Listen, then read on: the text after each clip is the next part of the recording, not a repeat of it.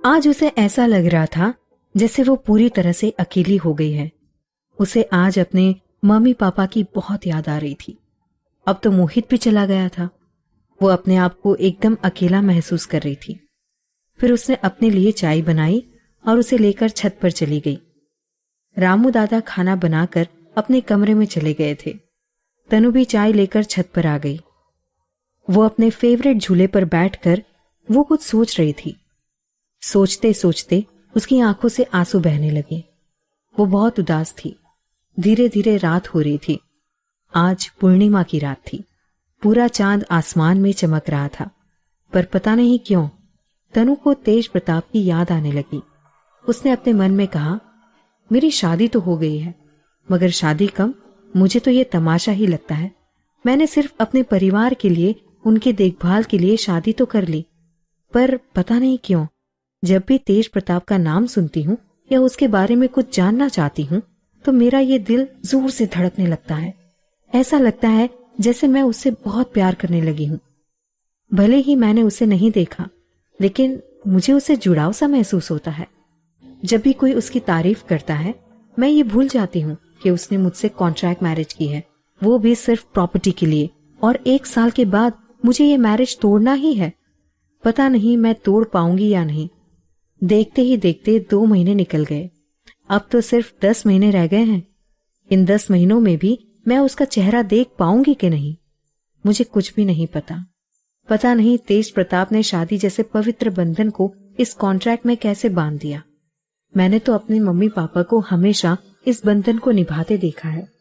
मैं भी चाहती हूँ मैं इस बंधन को मरते दम तक निभाऊं। पता नहीं तेज प्रताप से अलग होने के बाद मैं किसी दूसरे से जुड़ पाऊंगी या नहीं। शायद कभी भी नहीं। ये दिल सिर्फ उसके लिए धड़कता है। शायद ही इस धड़कन में किसी और का नाम लिखा जाएगा। तभी तनु के दिल से आवाज निकली, न तस्वीर है तुम्हारी जिसे देखकर मैं दीदार करूं, न तुम हो मेरे पास जिससे मैं प्यार करूं। बस एक उदास सी जिंदगी है और साथ में है ये उदासी और तन्हाइयां। तुम ही बता दो कौन है वो जिससे मैं बात करूं। सारे रिश्ते खो गए, हम अकेले रह गए। क्या जिंदगी के इस रास्ते में भी चलना है अकेले? हम ये तो सोचते ही रह गए, बस सोचते ही रह गए। तनु फिर रोने लगी। उसकी आंखों से आंसू बहते जा रहे थे। तनु को आज अपने मम्मी पापा और मोहित की बहुत याद आ रही थी, और याद आ रहे थे वो दिन जब वो सब साथ में हंसी खुशी से रहते थे।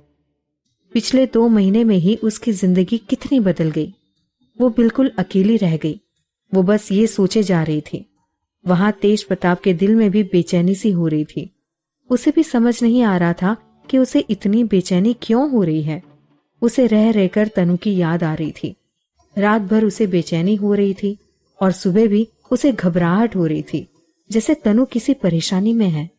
जर्मनी में तो सुबह थी और अभी तक वो ऑफिस जाने के लिए तैयार भी नहीं हुआ था। वहां दादाजी उसे कई दिनों से डेनमार्क बुला रहे थे। वो जानता था दादाजी उसे क्यों बुला रहे हैं। वो अभी उनसे बात करने से भी बच रहा था। तेज प्रताप ने मन में सोचा, दादाजी बुला रहे हैं, अब तो मुझे उनकी बात माननी ही पड़ेगी। कब तक बचूंगा मैं? एक तरफ तो तेज प्रताप का मन तनु को बुलाने का कर रहा था, लेकिन मन ही मन उसे डर भी लग रहा था कि कहीं वो तनु की तरफ आकर्षित ना हो जाए। इसलिए जितना हो सके वो ना तो उससे बात करता था और ना ही वो उससे मिलना चाहता था। पर अब दादाजी तेज प्रताप के पीछे लग गए थे कि बहू को लेकर आओ। अब तेज प्रताप के पास कोई बहाना भी नहीं बचा था, और पता नहीं कल से घबराहट भी क्यों हो रही थी। इसी घबराहट के बीच उसने तनु को फोन लगाया। तनु ने फोन उठाया, पर उसने नंबर नहीं देखा था। वो अपने ही ख्यालों में गुम थी और बिना देखे ही उसने कहा, हेलो। तेज प्रताप ने उसकी आवाज से महसूस किया जैसे वो किसी दर्द में है। तेज प्रताप ने सीधे ही पूछा, क्या हुआ? तुम क्यों रो रही हो? फिर वो बोलते बोलते रुक गया। तेज प्रताप का फोन है ये सोचकर ही तनु हड़बड़ा गई। उसने मन में सोचा, अभी इतनी रात में अब इनको कौन सा काम याद आ गया? ऐसे तो मुझे कभी फोन नहीं करते। फिर तनु ने उदास स्वर में कहा, मैं क्यों रोऊंगी? सब तो आपने संभाल ही लिया है। अब मोहित का भी इतना अच्छा इलाज हो रहा है। तेज प्रताप ने कहा, भगवान ने चाहा तो मोहित जल्दी अपने पैरों पर खड़ा होगा। मैं भी चाहता हूं कि वो जल्दी ठीक हो जाए और पहले की तरह अपनी जिंदगी जीने लगे। तनु ने उदास स्वर में कहा, वो ठीक भी हो जाएगा तो भी शायद हमारी जिंदगी पहले जैसी नहीं हो पाएगी। अब हमारे मम्मी पापा हमारे साथ नहीं है, पता नहीं हम दोनों भाई बहन कैसे जिएंगे। तेज प्रताप ने कुछ सोचा, फिर कहा, तुम चिंता मत करो, यदि कॉन्ट्रैक्ट खत्म भी हो जाएगा तो भी जब तक मोहित अपने पैरों पर खड़ा नहीं हो जाता मैं उसका ध्यान रखूंगा। तनु ने पूछा, वैसे हमारा कॉन्ट्रैक्ट तो 25 लाख में हुआ था, लेकिन मैं तो हिसाब भी नहीं लगा पा रही हूँ, इतना आपने हमारे ऊपर खर्च भी कर दिया है। हमारा मकान ही सिर्फ 55 लाख का हो रहा है।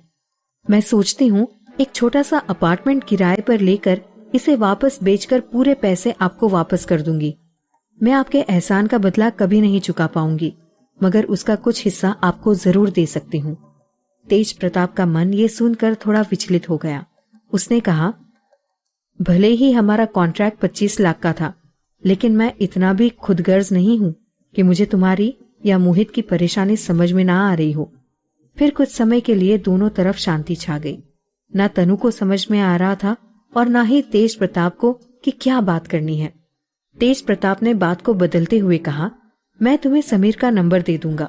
वो मोहित के साथ कल सुबह तक ऑस्ट्रेलिया के हॉस्पिटल में पहुंच जाएगा।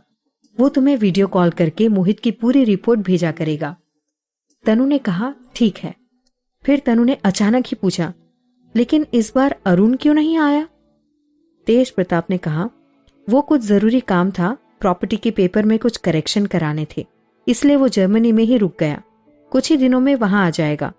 तनु कुछ बोलने वाली थी, तभी तेज प्रताप ने कहा, अच्छा अगर तुम्हारे पास दादू का फोन आए तो कह देना कुछ डॉक्यूमेंट्स का प्रॉब्लम है, मैं बाद में आऊंगी।